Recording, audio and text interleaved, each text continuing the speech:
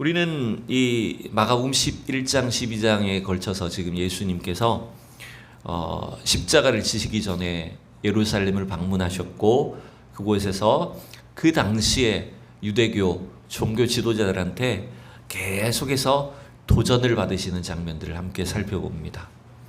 여러분, 예수님도 도전 받으시고 예수님도 시험 받으셨다면 우리 성도들도 어떨까요?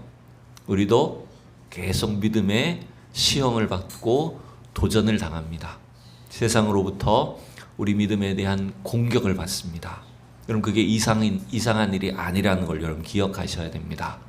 그러한 시험과 도전 가운데서도 여러분 담대한 믿음으로 응전하고 승리하는 성도들이 될 수 있기를 축복합니다. 특별히 여러분, 하나님의 말씀으로 승리하셔야 됩니다. 우리의 느낌이나 감정이 아니라 하나님의 그 말씀의 진리 가운데 우리는 명확하게 서서 이러한 세상의 도전 앞에, 사단의 시험 앞에 분명한 믿음으로 승리하는 저와 여러분들이 될 수 있기를 원합니다. 오늘 본문도 예수님께서 지금 사두개인들의 도전을 받고 계시죠. 그 사두개인들의 시험 앞에 주님이 어떻게 이기셨는지를 함께 살펴봐야 되는데, 특별히 지금 11장 12장에 걸쳐서 보면 이 당시에 유대 종교의 여러 분파들 가운데 대표적인 분파들은 차례대로 지금 예수님을 공격하는 걸 여러분 볼 수가 있죠. 11장 말미에서 지금 성전의 권력을 잡고 있던 사람들은 누구였습니까? 대제사장들, 서기관들, 또 유대교의 장로들, 이런 사람들이 있었어요. 근데 이 당시 유대교 종교 안에는 이런 부류만 있었던 게 아니죠. 우리 12장에 나오는 것처럼 여러분 바리새파도 있고요, 바리새인들도 있고, 또 누가 있을까요? 헤롯 당도 있고요. 오늘 본문엔 누가 나와요? 사두개파도 있어요. 이것만 있는 게 아니에요. 성경에 잘 나타나지 않지만 에세네파라는 사람들도 있고, 무슨 열심당도 있고, 헤롯당도 있고, 별하별 종류의 분파들이 지금 유대 종교 안에 자리를 잡고 있어요. 이거는 종교적으로, 정치적으로 다양한 어떤 의견을 갖고 있었던 사람들이 그 당시에 여러 주류 세력을 형성하고 있었다는 걸 말합니다. 특별히 우리가 성경에 대표적으로 나타나는 사람들만 살펴보면 대표적으로 여러분 바리새파가 있죠, 그죠? 지난주에도 나왔었지만 바리새인들, 바리새파가 있어요. 이 바리새파는 율법적으로 굉장히 우월한 의식을 갖고 있었던 사람입니다. 자기들 스스로 율법에 정통한 사람이고, 그리고 율법을 철저히 지키는 사람들이기 때문에 그 율법주의를 강요하는 거예요. 그래서 바리새인 중에 바리새인, 율법에 누구보다도 능통했던, 열심히 있던 사람이 누구였습니까, 여러분? 사도 바울이 바로 바리새인이었잖아요. 가말리엘 문화에서 정통 바리새인으로 자라났어요. 그런 바리새파가 있고, 이 바리새파는 좀 어떤 면 종교적으로는 순수하다고 볼 수 있습니다. 정치적인 욕심보다는 율법적인, 종교적인 어떤 열정을 가지고 있었던 사람인 것 같아요. 근데 그에 반해서 사두개파도 자기들 나름대로는 굉장히 율법의 정통이라고 여기지만 이 사람들은 약간 세속적인 사람들입니다. 그래서 이 사두개파라고 하는, 오늘 본문에 나오는 사두개인이라는 말은 사독 제사장의 후손이다, 이런 의미를 갖고 있어요. 구약 성경에 사울왕, 다윗왕 시대에 있었던 사독 제사장이 있습니다. 그 스스로를 우리는 사독의 후손이다, 우리는 제사장이다, 이런 우월 의식을 갖고 있었는데, 이 사람들은 그냥 종교적인 열심만 있었던 게 아니라 그 당시에 권력에 대한 욕심이 있었던 것 같아요. 그래서 지극히 현세적인, 마치 헤롯 당이 그랬던 것처럼 굉장히 현실주의자들이었고, 그 당시에 종교적인 권력을 통해서 자신들의 이익을 취하는 것에만 관심이 있던 사람들이었어요. 그래서 일반적으로 바리새파 같은 사람들은 구약 성경에 나오는 모세 오경뿐만 아니라 다른 선지자의 글들이나 랍비의 가르침들을 다 중요하게 여긴 반면에 사두개파는 어떻게 했을까요? 사두개파는 모세 오경만을 인정하는 사람들이었어요. 그래서 모세 오경에 나오는 모세 율법들만 강조하는 사람들이었다고 볼 수 있는 겁니다. 그러니까 이 사람들은 사실은 종교적으로, 정치적으로 서로 다양한 목소리를 내고 대립하는 사람들이었는데, 웃기는 현상이 뭐였습니까? 어떤 일엔 하나가 됐을까요? 예수님을 공격하는 일, 예수님을 죽이는 일에는 이 다양한 분파들이 하나가 되었던 걸 우리가 볼 수 있는 거예요. 그래서 예수님께 지금 차례대로 이들의 자신들의 주장을 가지고 예수님을 공격하고 있는데, 오늘 사두개인들은 어떤 질문을 합니까? 어떤 질문을 가지고 예수님을 난처하게 하려고 합니까? 쉽게 말하면 부활에 관한 질문이에요. 그래서 사두개인들은 오늘 이 질문을 보면 18절에 보면 사두개인들의 주장이 나오죠. 18절 읽어볼까요? 부활이 없다 하는 사두개인들이 예수께 와서 물어 이르되, 사두개인들의 대표적인 주장이 뭐라고요? 부활이 없다. 사두개인들은 현세주의자입니다. 헤롯 땅처럼 아주 현실적인 이익만 관심이 있어요. 그러니 이들은 부활이나 내세에 대한 관심이 없어요. 그래서 이들은 천사도 없다, 부활도 없다, 이렇게 주장하는 사람들이었고, 자신들의 주장을 지금 어디서 근거를 찾고 있을까요? 모세의 글에서 찾고 있어요. 그래서 예수님께 이제 19절부터 이제 질문을 하지 않습니까? 23절까지 이런 질문이에요. 우리가 다 읽었지만, 잘 알지만 다시 한번 읽어볼까요? 시작. 선생님이여, 모세가 우리에게 써주기를 어떤 사람의 형이 자식이 없이 아내를 두고 죽으면 그 동생이 그 아내를 취하여 형을 위하여 상속자를 세울지니라 하였나이다. 7형제가 있었는데 마지가 아내를 취하였다가 상속자가 없이 죽고, 둘째도 그 여자를 취하였다가 상속자가 없이 죽고, 셋째도 그렇게 하여 7이 다 상속자가 없었고 최후의 여자도 죽었나이다. 7사람이 다 그를 아내로 취하였으니 부활 때 곧 그들이 살아날 때에 그 중에 누구의 아내가 되리까? 네. 지금 이 사두개인들은 신명기에 나오는 모세의 율법을 근거로 해서 이 계대결혼법이죠. 형수가 형이 먼저 죽으면 그 형수하고 동생들이 차례대로 결혼을 해서 그 가문의 대를 이어야 되는 그 계대결혼법에 대해서 질문을 던지고 있는 겁니다. 근데 여러분, 이 질문 자체가 굉장히 유치한 질문이죠. 그러니까 말꼬리 잡는 질문, 굉장히 어린아이 수준의 그런 질문. 그래서 괜히 이걸 가지고 부활에 대해서 논쟁하고 반박할 수 없도록 만들기 위해서 아주 유치한 수준의 질문을 던지는 겁니다. 어떤 글에 보니까 이런 재미있는 이야기가 있어요. 한 3살, 서너 살짜리 되는 아이가 이제 말을 하기 시작했어. 아빠한테 질문을 하는 거예요. 아빠, 돼지는 왜 키워? 잡아먹으려고 키우지. 아빠, 닭은 왜 키워? 잡아먹으려고 키우지. 그러니까 뭐로 대답할까요? 나도 잡아먹으려고 키우는 거야. 이렇게 되는. 그 아이의 입장에서 뭐예요? 키우는 게 잡아먹는다는 생각인 거예요. 그러니까 아이의 수준에는 이해가 되지 않는 거죠. 그죠? 마치 지금 이 사두개인들의 질문이 그거 같은 거예요.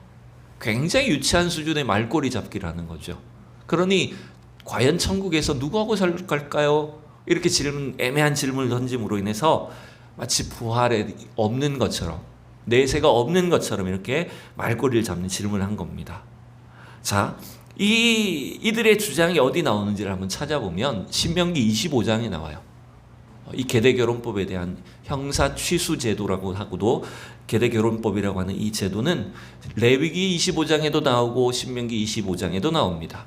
자, 이것도 오늘 제가 본문 한번 띄워봤는데 뭐 좀 읽어보죠. 한번 우리가 신구약을 좀 비교하기 위해서 같이 읽어봅시다. 5절부터 형제들이 함께 사는데 그 중 하나가 죽고 아들이 없거든 그 죽은 자의 아내는 나가서 타인에게 시집가지 말 것이요, 그의 남편의 형제가 그에게로 들어가서 그를 맞이하여 아내로 삼아 그의 남편의 형제된 의무를 그에게 다 행할 것이요. 자, 이게 지금 계대결혼법에 대한 그 모세의 가르침이에요. 그죠? 쉽게 말해서 형이 먼저 죽었을 때 자식이 없이 형이 죽으면 어떻게 한다고요? 그 동생이 형수와 결혼해서 아들을 낳으면 누구 아들이 되는 겁니까? 누구의 가문이 되는 겁니까? 그렇죠. 형의 자식이 되는 거죠. 내가 낳았지만 형의 가문을 이어주는 거예요. 그래서 이 계대결혼법의 목적 자체는 뭐냐면, 첫 번째는 가문의 대를 잇는 겁니다. 하나님의 뜻은 뭡니까? 하나님은 아브라함과 사라를 통해서만 그 씨를 통해 내가 구원의 언약을 이룰 거라고 하셨잖아요. 그래서 하나님은 도저히 자식을 못 낳을 것 같은 가문의 계속해서 아들을 낳게 하시고 자식을 주심으로 인해서 하나님의 구원을 이루어 가시지 않습니까? 그래서 여러분, 어느 나라보다, 물론 대부분의 나라 민족이 비슷하겠지만 그 장자의 대를 잇는 것을 굉장히 중요하게 여겼다는 겁니다. 구약의 율법에서. 그리고 또 하나 목적이 있어요. 장자의 대를 잇는 것, 형의 가문을 잇는 것도 중요한 목적이지만 또 무슨 목적이 있을까요? 만약에 여러분 자식이 없이 남편이 죽으면 여자가 어떻게 될까요? 오늘 본문에 5절에도 보니까 어떻게 돼버릴 가능성이 높습니까? 그냥 쫓겨나게 되는 겁니다. 그래서 그 여인은 이방인에게 팔려갈 수도 있고요, 생명을 부지하지 못할 가능성이 높아요. 그래서 이 목적 중에 하나는 그 여성의, 부인의, 아내의 생명을 지키도록 하는 것도 목적이 있어요. 그것뿐만 있는 게 아니죠. 우리가 또 하나의 목적이 있다면 재산이 뺏기지 않도록 하는 목적도 있습니다. 왜냐하면 형의 가문에 주어진 재산이 만약에 대를 잇지 못하면 어떻게 돼요? 딴 사람한테 넘어갈 가능성이 있는 거죠. 그런 3-4가지 목적들이 있어요. 자, 그 다음도 읽어볼까요? 6절부터 10절까지 쭉 읽어볼게요. 그 여인이 낳은 처자들이 그 죽은 형제의 이름을 잊게 하여 그 이름이 이스라엘 중에서 끊어지지 않게 할 것이니라. 제가 아까 말씀드린 첫 번째 목적이죠. 그죠?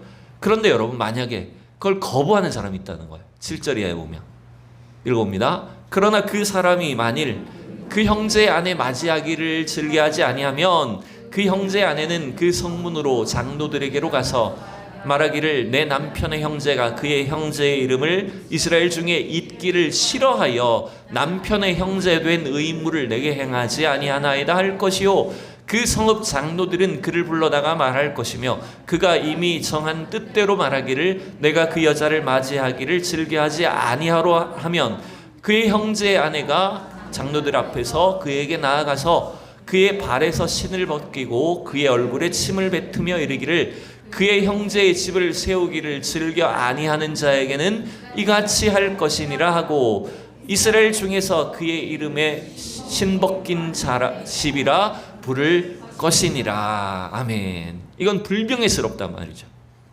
자기 형의 가문의 대를 잇기를 싫어하는 그 동생들, 그 친족들은 불명예스러운 자로 낙인을 찍어버린다는 겁니다. 근데 이런 일이 실제로 일어난 곳이 있었죠. 기억나나요? 우리가 작년에 구약 성경에서 실제로 이런 일이 있었던 장면이 있습니다. 어디였을까요? 룻기였어요. 그죠? 그래서 나오미의 남편도 죽고 나오미의 두 아들도 죽고 며느리 룻만 남았잖아요.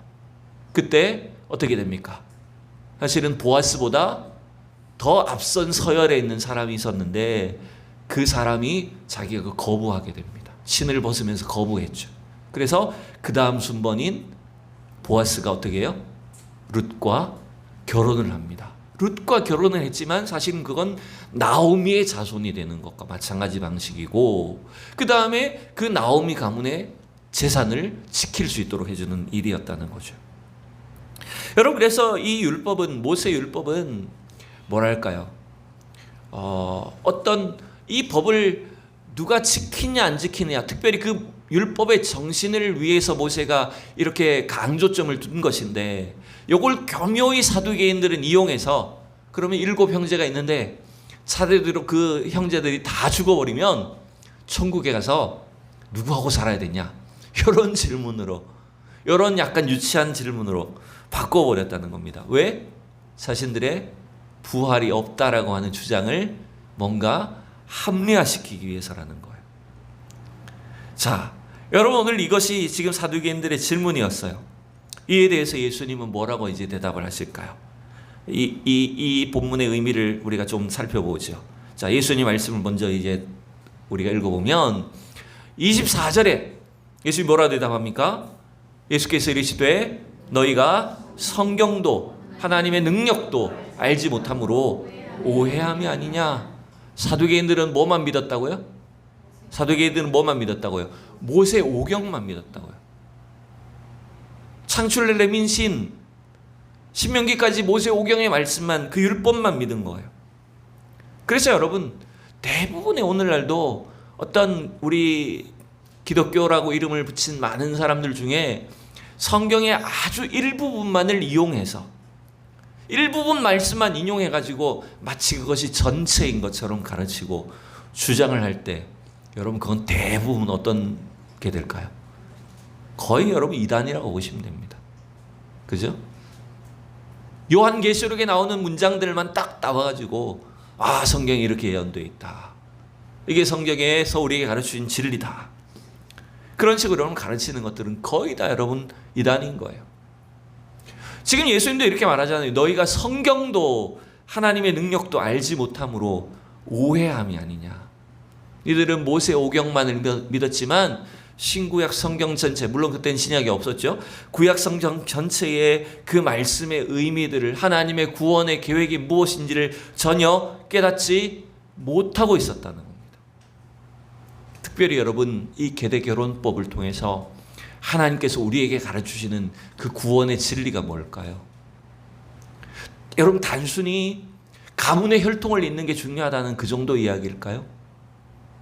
여러분 특별히 하나님, 제가 앞서서 설명드렸지만 하나님은 자식을 낳을 수 없는, 아들을 낳을 수 없는 그 아브라함과 사라의 몸에서 굳이 이삭이 태어나게 하시고 그 이삭과 야곱과 요셉을 통해서 구원의 계보를 잇게 하신 목적이 뭘까요? 단순히 자식을 낳아야 된다는 겁니까? 가문의 대를 잇는 것이 중요하다는 말입니까? 아들을 낳지 못하는 부인은 쫓겨나도 된다는 말입니까? 그런 세상적인 논리를 말하는 게 아니죠. 바로 우리의 구원을 이루시기 위한 하나님의 열심을 나타내는 것입니다. 성경 전체가 바로 그 하나님의 열심을 보여줘요. 여러분 자식이 없다는 것은 결국 무슨 의미입니까? 예로부터 자식을 낳지 못한다는 것은 어떤 의미가 돼버리죠? 아들을 낳지 못하고 죽어요. 그건 어떤 의미가 됩니까? 그것은 죄를 상징합니다. 죄를 나타내는 거예요. 다윗이 밧세바와 간음하고 아들을 낳았어요. 그 아들이 어떻게 돼버립니까? 죽어버려요. 아들을 죽이셔요 하나님이. 왜? 그 아이가 무슨 죄가 있습니까? 그 아들은 죄가 없어요. 그럼에도 불구하고 하나님은 단호하게 그 다윗과 밧세바 사이의 아들을 죽여버리십니다. 왜 그렇죠? 그 죄의 씨를 통해서 하나님이 구원을 이룰 수 없다는 거예요. 그 죄의 규모와 크기를 보면 도저히 다윗은 하나님의 구원의 계보에 들어갈 수 없을 것 같은 사람이에요. 근데 하나님 어떻게 하십니까?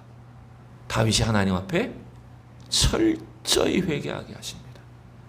주님 앞에 통에 자복하게 하십니다.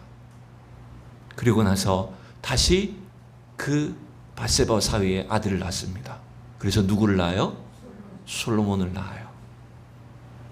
비록 범죄한 다윗이었지만 하나님께서 주시는 씨, 하나님께서 주시는 열심을 통해서 하나님은 다윗과 솔로몬을 통해 예수 그리스도의 언약의 구원의 계보를 이루시는 거예요. 그건 누구의 열심입니까, 여러분?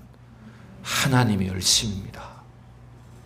오늘도 죄인된 우리를 통해서는, 우리의 노력이나 우리의 행위를 통해서는 구원을 도저히 이룰 수 없어요. 근데 우리 안에 누가 열심을 갖고 계실까요? 우리 안에 누가 일하고 계실까요? 하나님이 지금도 일하고 계십니다. 하나님도 우리를 향한 구원의 열심을 갖고 계십니다. 그 하나님 열심을 보여주는 거예요. 그 구원의 계보로 오신 예수 그리스도를 통해서 도저히 구원받을 수 없는 우리가 저 영원한 하나님 나라 천국의 그리스도의 신부가 되어서 주님 나라에 거하게 되는 것 아닙니까? 그러한 하나님의 열심과 사랑을 보여주는 것이 바로 사실은 이 구약 성경의 모든 율법의 가르침인 거예요. 이 계대결혼법도 마찬가지죠. 그러한 하나님의 열심과 사랑으로 우리가 구원받고 하나님 나라에 주님과 함께 거하게 되는 것을 보여주는 것입니다. 근데 그걸 믿지 못하는, 그걸 깨닫지 못하는 사두개인들은 어떻게 봐요? 그냥 애매한 질문을 가지고 천국이 없다, 내세가 없다, 부활은 이루어지지 않는다, 이렇게만 지금 강조한 것 아닙니까? 그래서 주님은 그들에게 너희가 성경도 알지 못하고 하나님의 능력도 알지 못해서 이 말씀을 오해한 것이다, 이렇게 선포합니다. 자, 25절 주님께서 이제 이렇게 가르쳐 주십니다. 같이 읽어봐요. 사람이 죽은 자 가운데서 살아날 때에는 장가도 아니가고 시집도 아니가고 하늘에 있는 천사들과 같으니라. 아멘. 여러분 굳이 부활에 대해서 가르쳐 주신다면 천국에서의 삶을 설명해 주신다면 우린 천국에서 어떤 존재라고요? 어떤 존재라고요? 네, 천사와 같다. 우리는 비록 육신의 한계 속에 있어요. 우리가 태어나고 죽는 것, 우리 마음대로 할 수 있는 것 아무도 없습니다. 그렇죠? 여러분 언제 태어날지 정하고 나오셨습니까? 언제 죽을지 정하고 죽습니까? 사람들이 죄악 때문에 자기가 막 스스로 죽지만 사실은 하나님께서 이 땅에 사는 우리 인생에게 아주 유한한 인생의 시공간을 주셨어요. 그렇게 우리는 아주 이 한계를 가진 존재라는 거죠. 그러게 여러분, 우리의 태어나고 죽는 것, 태어나기 이전과 태어난 이후의 모든 것들을 다스리시는 것은 영원하신 하나님이십니다. 그 영원한 세계에 대해서는 우리가 알지 못하는 게 많아요. 그러나 주님이 우리에게 가르치시는 것이 있죠. 그것이 뭡니까? 우리도 비록 육신의 죽음 이후에는 주님 나라에서 어떤 몸으로 살게 됩니까? 부활의 몸으로. 예수님 부활하셨듯이 부활의 첫 열매가 되신 예수님을 따라 우리도 영광스러운 부활의 몸으로 살게 될 거다. 천국에서는 우리는 천사와 같이 살게 될 거다. 그러니 천국에서 무슨 몇 평짜리 집에 살까?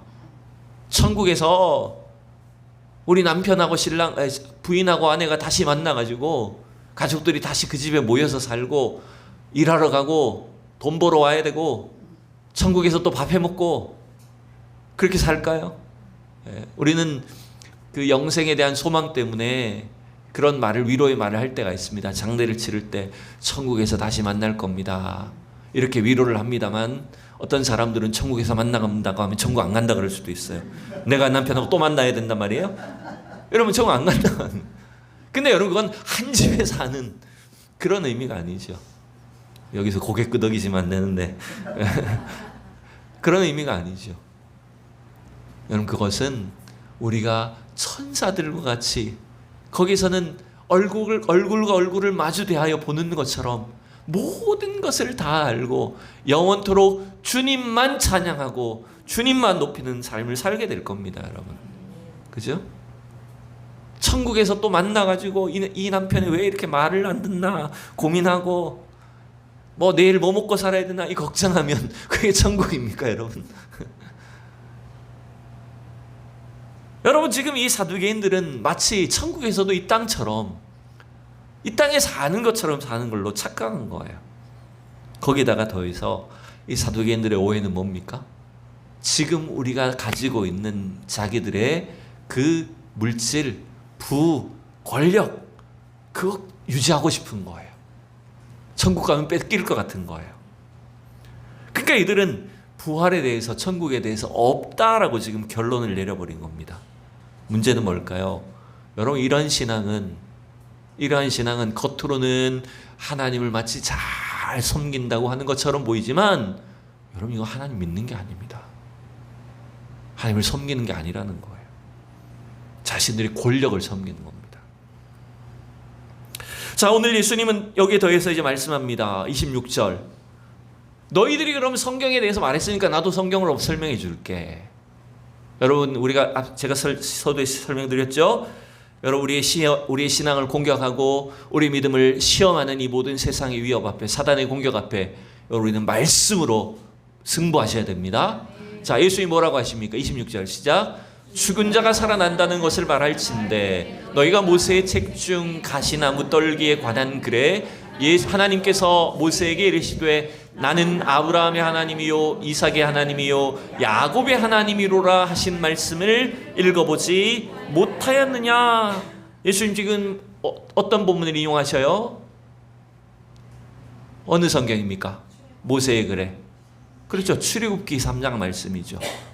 너희들이 모세의 글만 믿으니 나도 그럼 모세의 글로 설명해 줘 볼게. 그러면서 예수님은 출애굽기에 그렇게 너희들이 좋아하는 모세, 그 모세가 하나님을 만났던 장면 가운데 떨기나무 불꽃 가운데 임하신 주님이 모세에게 자기를 뭐라고 나타내셨어요? 나는 스스로 있는 자다라고 하셨고, 그 다음에 오늘 본문에 나온 것처럼 나는 아브라함의 하나님이요 이삭의 하나님이요 야곱의 하나님이다라고 하셨다는 거예요. 근데 예수님이 이 말씀을 어떻게 설명합니까? 27절 시작. 하나님은 죽은 자의 하나님이 아니요 산자의 하나님이시라 너희가 크게 오해하였도다 하시니라. 그럼 이게 참 헷갈리는 말이죠. 분명히 하나님은 모세에게 아브라함의 하나님, 이삭의 하나님, 야곱의 하나님이라고 자기를 소개하셨어요. 근데 하나님 그 설명을 뭐라고 하십니까? 예수님은 하나님 죽은 자의 하나님이 아니고 산자의 하나님이다. 여러분, 이건 시점을 따져보면 이미 이스라엘 백성들이 애굽에 내려가서 산지 400년이 넘었고 400년 뒤에 태어난 모세의 입장에서는 자기들의 조상 아브라함과 이삭과 야곱은 산자입니까? 죽은 자입니까? 산자입니까? 죽은 자입니까? 그쵸, 죽었죠. 조상들은 이미 다 죽었잖아요. 가나안 땅에서 이미 죽었고 전설처럼만 들어왔던 사람들이잖아요. 근데 예수님은 하나님이 자기를 아브라함의 하나님, 이삭의 하나님, 야곱의 하나님이라고 했는데 예수님 뭐라고 설명한다고요? 하나님은 죽은 자의 하나님 아니라 산자의 하나님이라고 설명하세요. 그리고 실제로 출애굽기의 말씀에도 또 오늘 26절의 말씀에도 여러분 이 히브리어나 헬라어 성경의 원어들은요 우리말보다 굉장히 문법이 철저합니다. 그래서 시제가 정확해야 돼요. 그래서 만약 이 문장을 정확한 시제를 살려서 읽으면 나는 아브라함의 하나님이었고 이삭의 하나님이었고 야곱의 하나님이었다라고 해야 되는 거죠. 과거형을 써요. 왜냐하면 이미 과거의 사람들이니까. 죽은 사람들이니까. 문법을 정확하게 지킨다면 나는 아브라함의 하나님이었고 이삭의 하나님이었고 야곱의 하나님이었다라고 해야 되는 거죠. 근데 하나님 어떻게 하셨다고요? 아니에요. 나는 아브라함의 하나님이고 이삭의 하나님이고 야곱의 하나님이다라고 현재형 시제를 사용했다는 거예요. 육신적으로는 이들이 죽은 사람들이 맞지만 과거의 인물들이지만 영원하신 하나님 안에서는 아브라함과 이삭과 야곱은 죽었다는 겁니까? 살아있다는 겁니까? 산자라는 거예요. 단순히 어떤 죽은 뒤에 부활이 어떻게 이루어지나 이런 논리를 설명하는 것이 아니라 하나님의 구원 안에서 택함받은 우리 성도들은 우리 육신적으로 죽으나 사나 죽으나 우리 모두는 영적으로 하나님 안에 살아있는 백성이라고 하는 걸 설명해 주시는 겁니다. 여러분, 우리 부활신앙 간다는 것은 이걸 말하는 거예요. 부활신앙은 단순히 죽은 뒤에 언젠가 태어나겠지라는 게 아닙니다. 언젠가 천국에서 만나겠지라는 막연한 상상을 하는 게 아닙니다. 부활신앙은 바로 오늘 이 자리에서도 우리가 어떤 상황 가운데 있든지 살아계신 하나님 안에서 우리가 영원히 사는 자예요. 주님 안에 날마다 영생을 누리는 자로 사는 거예요. 여러분, 이게 오늘 주님이 우리에게 가르쳐주시는 부활신앙이에요. 산자의 하나님이신 예수님을, 그 하나님의 구원을 믿으셔야 된다는 겁니다. 여러분, 이건 제 말이 아닙니다. 바울 사도가 이걸 분명히 가르쳐줘요. 우리 빌립보서를 마지막으로 볼게요. 빌립보 3장 8절부터 10절이에요. 같이 11절까지 같이 시작. 또한 모든 것을 해로 여김은 내 주 그리스도 예수를 아는 지식이 가장 고상하기 때문이라. 내가 그를 위하여 모든 것을 잃어버리고 배설물로 여김은 그리스도를 얻고, 잠깐만요, 그 안에서 발견되려 함이니 내가 가진 의는 율법에서 난 것이 아니요 오직 그리스도를 믿음으로 말미암아 난 것이니 곧 믿음으로 하나님께로부터 난 의라. 내가 그리스도의 그 부활의 권능과 그 고난에 참여함을 알고자 하여 그의 죽으심을 본받아 어떻게 해서든지 죽은 자 가운데서 부활에 이르려 하노니. 바울이 뭐라고 말해요? 마지막 11절에서 어떻게 해서든지 죽은 자 가운데서 어디 이른다고요? 부활에 이르려 하노니. 이게 무슨 말일까요? 그러면 여러분, 바울이 막 엄청 열심히 노력해서 전도 100명 해서 교회 100개 세워서 내가 주님 약속하신 부활에 이르러야 되겠다, 자신의 노력과 열심으로 부활에 이를 수 있다, 이걸 설명하는 걸까요? 아니에요. 10절을 잘 보면 죽은 자 가운데서 부활에 이른다는 것은 무슨 뜻입니까? 지금 현재 이 세상이, 하나님을 알지 못하는 이 세상의 산자들이 사실은 어떤 사람들이라는 겁니까? 죽은 자들이라는 거예요. 영적으로 죽은 존재예요. 그러니까 여러분, 이건 세상의 논리와 반대입니다. 사두개인들은 스스로 어떻게 여기고 있는 겁니까? 우린 산자야. 우리는 이 땅에서 부자야. 우리는 이 땅에서 모든 걸 갖고 있는 생명이 넘치는 사람들이야. 스스로 이 현실적인 삶에 대한 만족이, 자랑이 엄청났어요. 근데 영적인 눈으로 보면 이 사람들은 어떤 사람들입니까? 죽은 자예요. 여러분, 이 세상은 사실은 죽은 자들입니다. 그러니 여러분, 이 죽은 자들로 가득한 이 세상의 어떤 위협과 이 세상 사람들의 어떤 삶에 너무 상처받지 마시고 두려워하지 마시기 바랍니다. 여러분, 하나님은 죽은 자의 하나님이 아닙니다. 산 자의 하나님이십니다. 그래서 우리는 이미 구원받은 하나님의 자녀들은 죽은 자들로 가득한 이 땅 가운데서도 이미 부활을 경험한, 영생 구원을 확신한 산자로 사는 거예요, 여러분. 그 산자의 하나님으로 인해서 여러분 담대하셔야 됩니다. 여러분, 그게 믿음의 승리입니다. 비록 우리는 이 땅에서의 연약함 때문에 넘어지기도 하고 괴로움도 당하고 하나님을 알지 못하는 세상 사람들이 득세하고 하나님이 없는 세상의 권력자들 때문에 우리가 너무 시험될 때도 많고 악한 자들이 잘 되는 것 때문에 우리가 힘들고 핍박당할 때도 있지만 여러분, 그들은 산자가 아니라 죽은 자라는 걸 기억하셔야 됩니다. 우리는 반대로 비록 세상에서 연약하지만 하나님 안에서, 그리스도 안에서 영생 구원을 누리고 있는, 이미 영생 구원의 생명이 우리 속에 넘치는 산자들인 거예요. 그리고 하나님이 누구의 하나님이라고요? 산자의 하나님이에요. 하나님, 오늘도 우리 하나님 되심을 믿습니다. 그 하나님 때문에 담대하시기 바랍니다. 굳건한 믿음을 가지고 여러분 이 세상 가운데 나아가며 주님 영광을 가지고 날마다 승리하는 우리 성도들 될 수 있기를 축원합니다. 기도합니다.